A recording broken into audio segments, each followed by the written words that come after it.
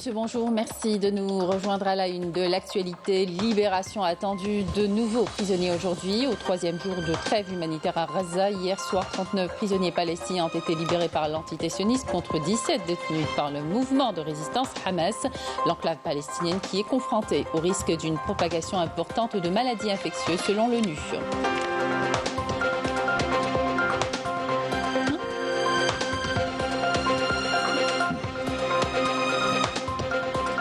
Symbole qui incarne la résistance, mais aussi l'identité du peuple palestinien. L'olivier rattache toute une nation à ses terres. En Algérie, l'oléiculture figure parmi les principales filières agricoles de notre pays. On en parle ce matin à l'occasion de la journée mondiale de l'olivier.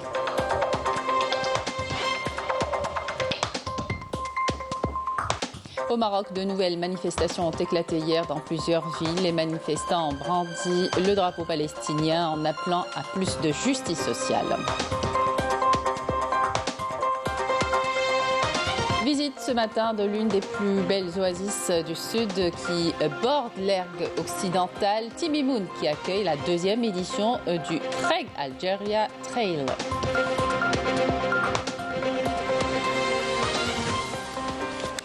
Bienvenue à tous. Troisième jour de la trêve humanitaire entre la résistance palestinienne et l'entité sioniste à Gaza, où la population survit dans des conditions humanitaires désastreuses. Une trêve renouvelable doublée d'un échange de 50 prisonniers retenus à Gaza contre 150 Palestiniens détenus dans 3 prisons de l'occupant. Hier, au deuxième jour de la trêve, 39 prisonniers palestiniens ont été libérés par l'entité sioniste contre 17 détenus par le mouvement de résistance Hamas. Marim Damis. Au troisième jour de la trêve, les Gazaouis se retrouvent livrés à eux-mêmes au milieu des décombres, complètement désemparés. Ils endurent non seulement les ravages matériels, mais aussi les séquelles émotionnelles après la perte cruelle de leurs proches. Au milieu du chaos, la trêve de 4 jours semble être un moment de répit pour les Gazaouis qui expriment leur joie après la libération des détenus palestiniens. Un second groupe de 39 prisonniers palestiniens, dont 6 femmes et 33 enfants, ont été libérés dans la nuit de samedi à dimanche. Mais au moment de la libération des détenus, les forces d'occupation ont attaqué des journalistes près de la prison de Aoufar, à l'ouest de Ramallah. شعور بصراحة لا يوصف يعني التقيت في أهلي والناس كلها اللي بتحبني شعور لا يوصف يعني جدا مبسوطة إني طلعت في الصفقة أكيد تحية للمقاومة اللي طلعتني وإن شاء الله عقبال بقية صعب على الآخر صعب الوضع يعني ما أقدرش أوصف الوضع جوا قد ما هو صعب كيف يعني 13 من الغرفة ما فيش أكل زي الخليج بجيب لك وجبات طعام منيحة يعني ما فيش شيء يعني حالة تجويع على الآخر ما فيش شيء منيح جوا السجن الوضع مأساوي على الآخر. Ces habitations qui autrefois étaient le symbole de sécurité, désormais réduites à des ruines, témoignent de l'ampleur des bombardements de l'entité sioniste. La situation est catastrophique. Nous n'avons plus de vêtements, pas de nourriture. Je ne sais plus quoi faire. Ce sont les restes d'un corps humain complètement déchiqueté. Voir nos maisons entièrement détruites nous fait mal au cœur. Cette roquette n'a pas explosé, mais nous avons peur de nous rapprocher de nos maisons. Nous sommes juste revenus pour essayer de récupérer ce qui reste. Les Gazaouis manquent de tout, absence d'eau potable, de nourriture et de refuge pour s'abriter. Ils espèrent pouvoir un jour retrouver leur maison. Selon l'ONU, 248 camions d'aide humanitaire sont arrivés dans la bande de Gaza depuis l'entrée en vigueur de la trêve. 61 véhicules ont acheminé du matériel médical, de la nourriture et de l'eau dans le nord de l'enclave. Et sachez que des dizaines de colons sionistes ont fait irruption tôt ce matin dans la mosquée d'Al-Aqsa, profanant son enceinte, effectuant sur place leur rituel talmudique. Hier soir, 4 Palestiniens sont tombés en martyrs et 6 autres ont été blessés par balle lors de l'assaut des forces d'occupation sionistes contre la ville de Jenin avec l'utilisation de chars et de sièges des hôpitaux du martyr Khalil Soleiman et Ibn Sina. Et puis, le bureau des Nations Unies pour la coordination des affaires humanitaires met en garde contre une augmentation significative des maladies parmi les déplacés à Gaza, estimés à au moins 1,7 million, résidant dans 99 installations dans le centre et le sud de la région. Et en cette journée internationale de la femme, on revient sur le génocide dont sont victimes les femmes palestiniennes. Symbole de la résistance, la femme en Palestine sacrifie une partie de sa chair pour sa patrie. Elles enterrent leurs enfants très jeunes car potentiels martyrs à la naissance. Ils sont la cible de l'occupant sioniste. Pas étonnant que 68% du nombre de martyrs depuis le début de l'agression sont des femmes et des enfants. Amel Bouarba.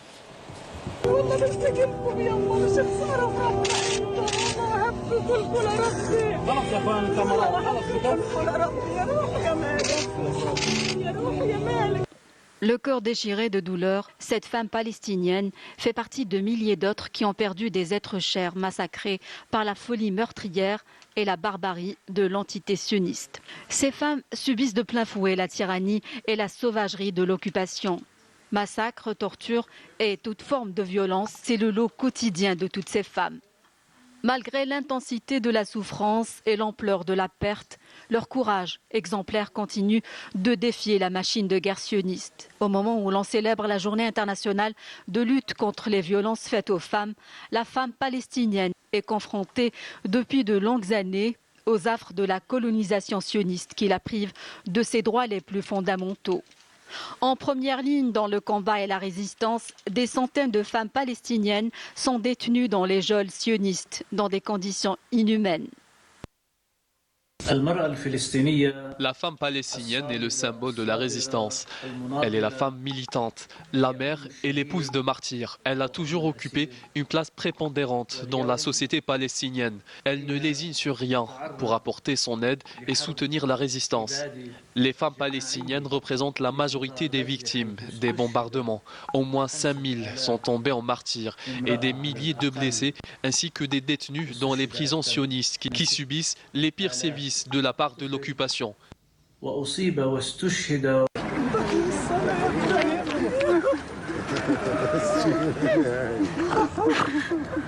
Coups et humiliations, faim, soif et froid, les prisonnières palestiniennes libérées dans le cadre de la trêve entre le mouvement de résistance Hamas et l'entité sioniste témoignent de l'horreur qu'elles ont vécue dans les prisons de l'occupation.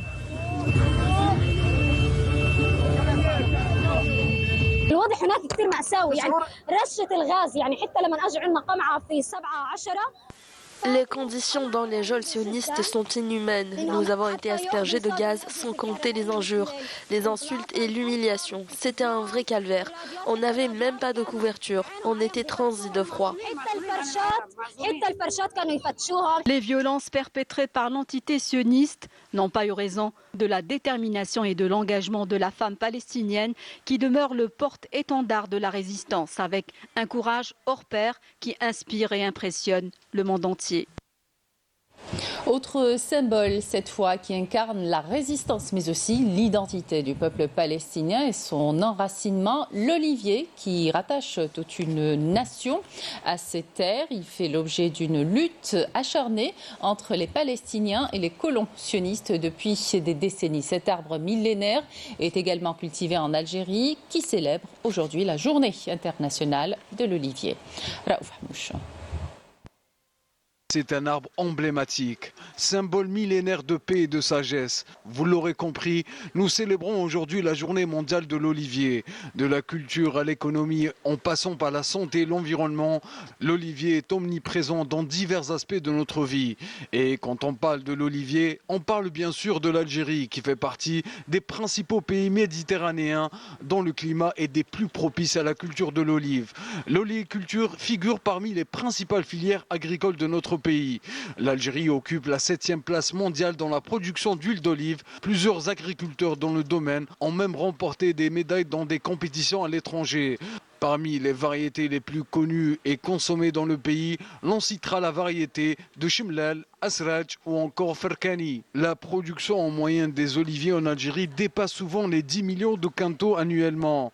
La culture de l'olive a connu ces dernières années une évolution notable à la faveur des actions de soutien accordées par les pouvoirs publics. Aujourd'hui, la superficie plantée en Algérie a atteint plus de 500 000 hectares avec quelques 70 millions d'oliviers.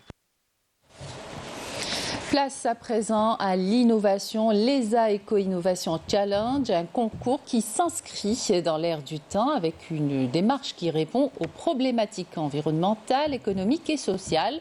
15 étudiants entre porteurs d'idées et porteurs de projets ont participé à ce challenge. Le compte rendu signé Raouf Hamouche.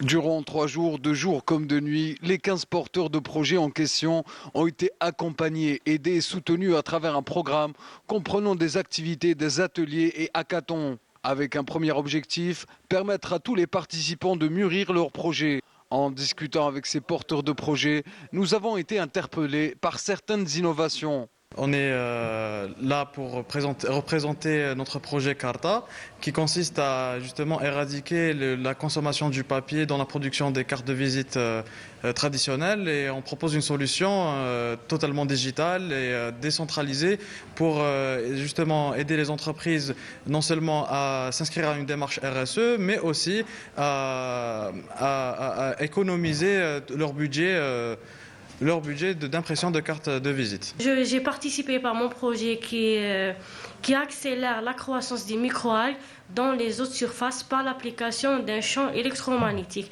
Notre procédé, il est breveté, labellisé, innovant, qui n'utilise pas des produits chimiques comparativement à les méthodes utilisées actuellement.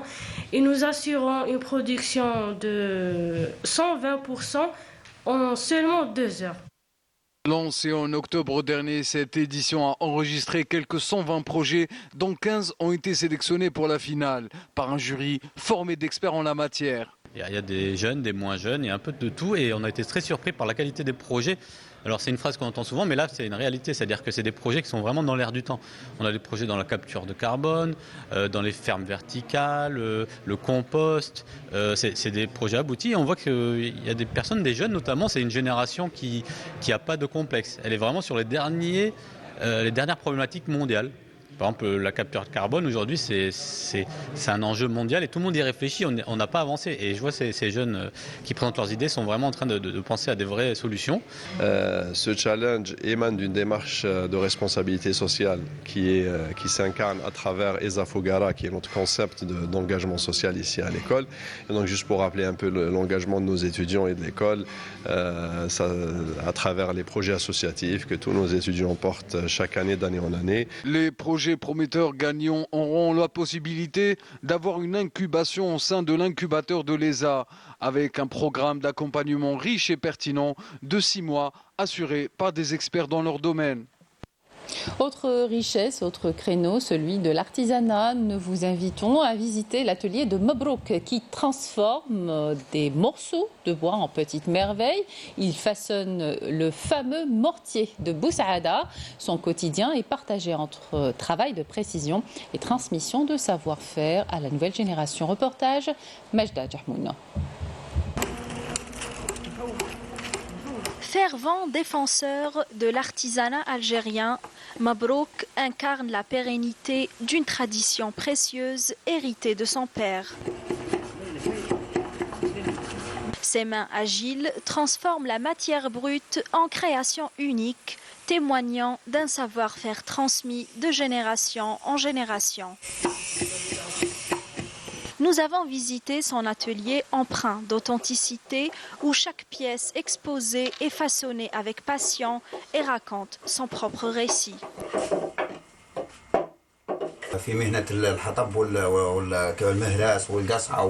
Depuis tout petit, je viens dans cet atelier apprendre auprès de mon père. J'ai commencé à réaliser mes propres œuvres à partir de 2005. Nous commençons par ramener une souche de kerrouche. C'est le bois le plus solide. Puis nous la sculptons, de sorte à ce qu'elle ressemble à un mortier. Une fois bien sculptée, nous réchauffons la graisse de chèvre pour le graisser. De tous les côtés, la graisse de la chèvre prolonge la durée de vie des mortiers. C'est ça le secret. Sans cette graisse, le mehrez sera cassable avec le temps. En plus des mortiers de Boussaada, Mabrouk fabrique plusieurs autres objets traditionnels faits à la main, comme le gas'a et le haf. Son seul souhait, perpétuer cet art et le transmettre aux générations futures. C'est pour cela qu'il forme les jeunes de la région. D'ailleurs, l'un de ses apprentis, qui n'a que 19 ans, a déjà appris à fabriquer le mortier de Boussaada comme un grand.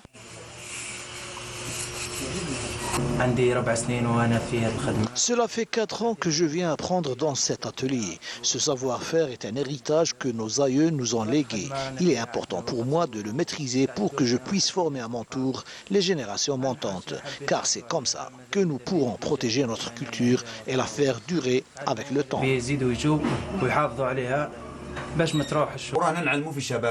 Malheureusement, il y a moins de jeunes qui s'intéressent à l'apprentissage de ce savoir-faire. Il est de notre devoir de former les plus jeunes pour immortaliser nos traditions.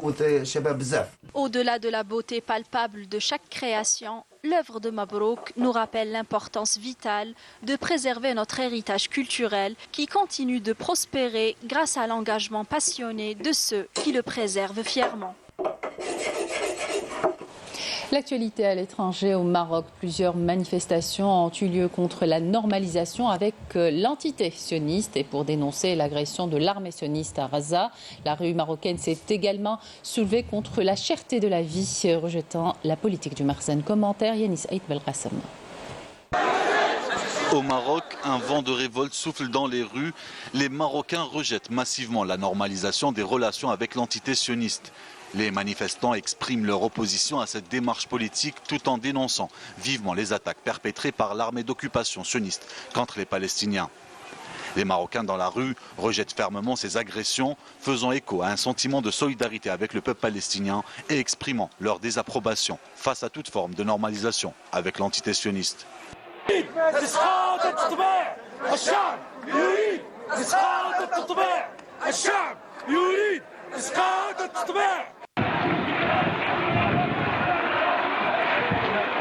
Les manifestations ne dénoncent pas seulement la normalisation avec l'entité sioniste. Les Marocains sont descendus pour rejeter la politique du Marzen et la hausse du coût de la vie. Malgré leur caractère pacifique, ces manifestations ont été réprimées.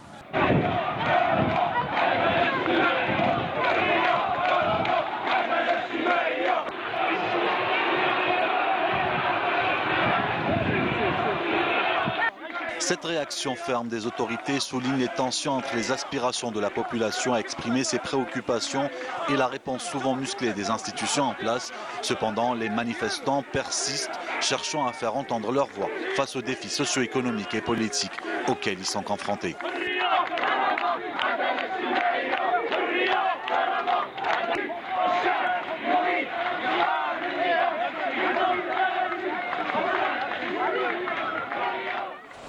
Retour en Algérie, football, en grande difficulté en championnat de Ligue 1. L'USM Alger tentera de se refaire une santé en recevant les Libyens d'El Hilal Benrazi au stade du 5 juillet, ce soir à 20h, à l'occasion de la première journée du groupe A de la phase de poule de la Coupe de la Confédération africaine de football.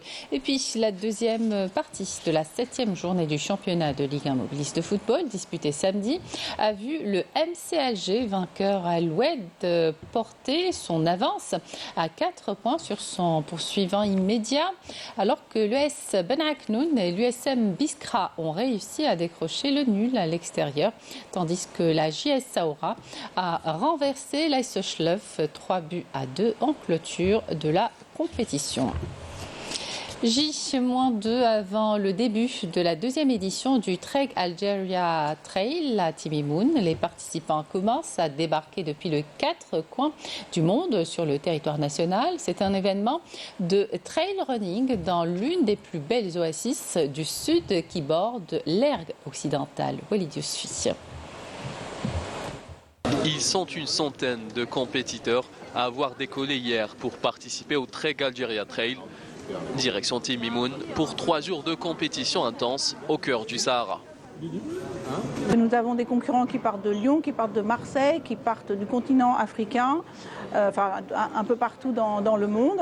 Donc on est ravis. C'est la deuxième édition du Trek Algeria Trail. Une deuxième édition qui se déroulera en 3 étapes sur plus de 310 km de distance, dont l'une des plus belles oasis de l'ergue occidentale.